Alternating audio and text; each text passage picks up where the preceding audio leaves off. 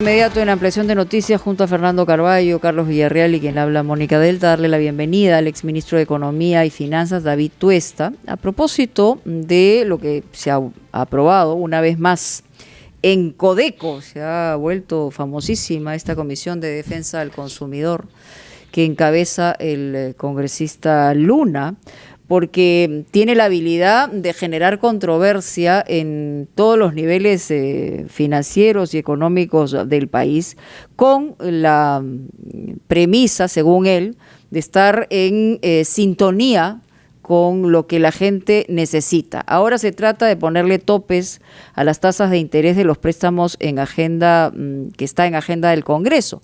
Pero la pregunta tiene que ver con qué posibilidades hay de que esto ocurra, si los topes generarían efectivamente que se dé más créditos a mejores condiciones, o esto generaría otra cosa, todo lo contrario, disuadir a los bancos que presten porque no habría ninguna posibilidad de competencia.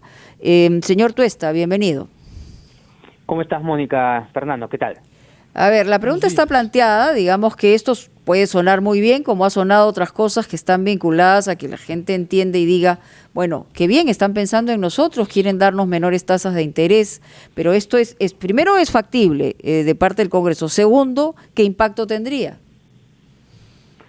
El problema que se genera es sobre todo con aquellos ciudadanos, aquellos clientes o potenciales clientes que son considerados dentro del sistema financiero como de mayor riesgo, es decir, que por sus características económicas de repente no trabajan de manera formal o no tienen un contrato firme, ¿no?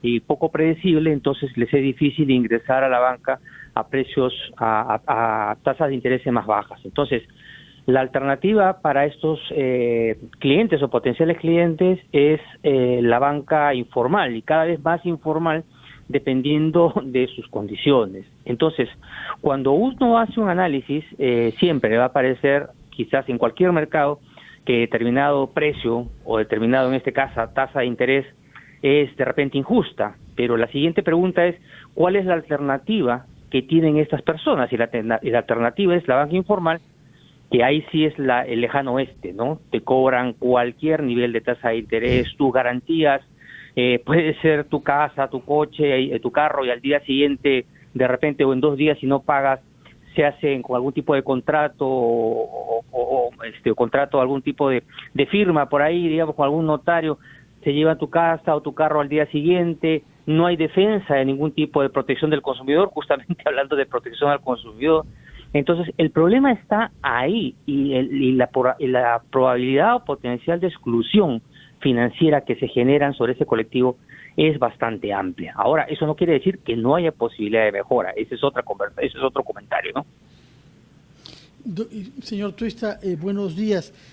Yo quisiera comprender cómo se llega a este procedimiento parlamentario a partir de lo que Mónica ha denominado con la sigla que se ha hecho ya, entre tanto popular, pero por las malas razones, Codeco, porque no es la Comisión de Economía, que para algo existe en el Congreso, y esta Codeco, es decir, Comisión de Defensa del Consumidor, ha recibido opiniones técnicas contrarias a lo que ha decidido tanto de la Superintendencia de Banca cuanto del Banco Central de Reserva. Entonces uno se pregunta, ¿para qué sirven esas instituciones si un congresista muy cuestionado por los demás pueden imponer su visión con apetitos populistas?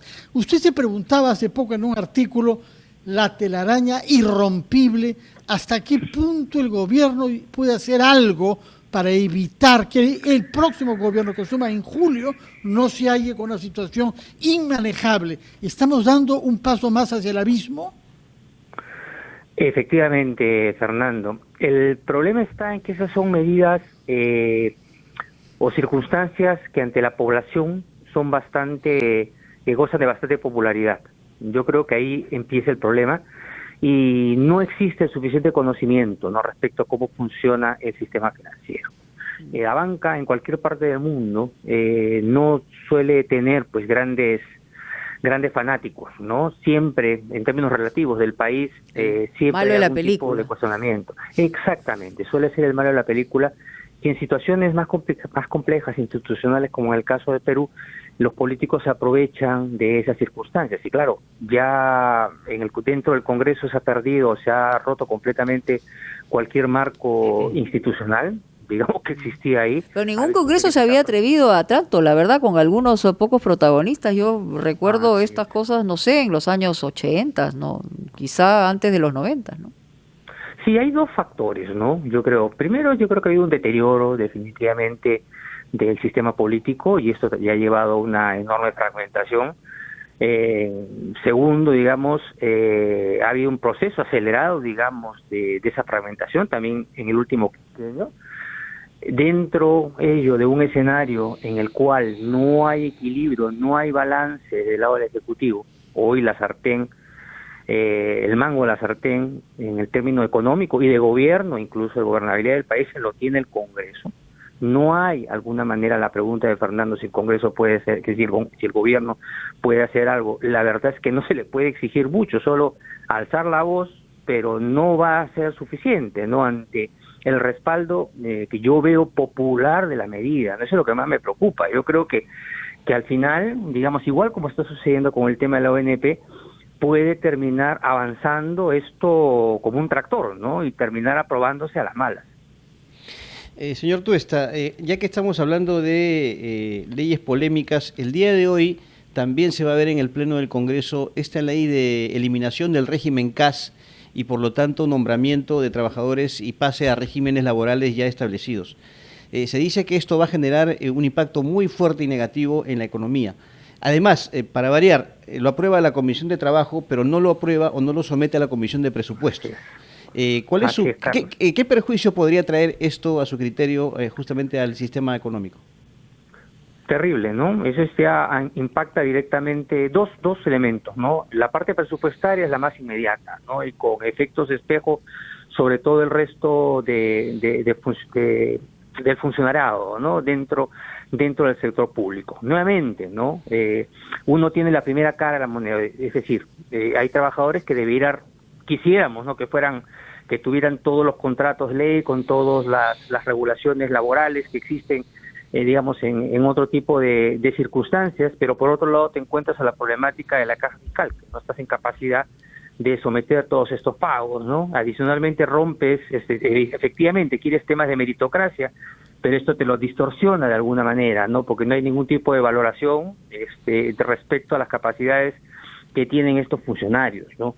Entonces, al final, esto puede derivar en efectos fiscales muy grandes, ¿no? Dependiendo hasta dónde llegue el nivel de réplica dentro de todo el sector público. Podríamos estar hablando de casi 3 puntos del Producto Bruto Interno en muy corto tiempo. O sea, y claro, estas cosas no tienen control. Lo ideal sería efectivamente que se tome la opinión del Ministerio de Economía y Finanzas, la han recibido seguramente, pero ni le han hecho caso, y se saltan directamente la Comisión de Economía, ¿no? Porque el poder que tienen determinados movimientos políticos dentro del Congreso, pues permite absolutamente todo, ¿no? Que se exonere justamente del paso de comisiones clave. Se habla, de 324.000 trabajadores CAS que pasarían a planilla. Esto costaría cerca de 2.500 millones de soles. Ah, sí, es lo que se está estimando. 2.500 millones, claro. El problema es si esto tú luego lo puedes replicar en otros sectores, digamos, no que son también del sector público, pero de repente de carácter autónomo, ¿no? Que también son bastante grandes. Entonces, sí, eso nomás es una no está presupuestado. Imagínate, hay 2 elementos, ya hay más, se van sumando más elementos no presupuestados en un presupuesto recién aprobado, ¿no? Finales de noviembre. O sea, vamos a tener un atiborrado Tribunal Constitucional que además la permanencia de los miembros ya ha caducado, pero por otro lado tenemos un montón de millones, miles de millones que aparentemente pues el Congreso ha entendido que tiene iniciativa de gasto e impacta, y claro, le suena bien a la gente porque está en una situación sumamente complicada, que es una realidad también. Así que la cosa en ese sentido no pinta nada bien. Muchas gracias al exministro de Economía, David Tuesta, por estar con nosotros aquí en Ampliación de Noticias. Ya volvemos.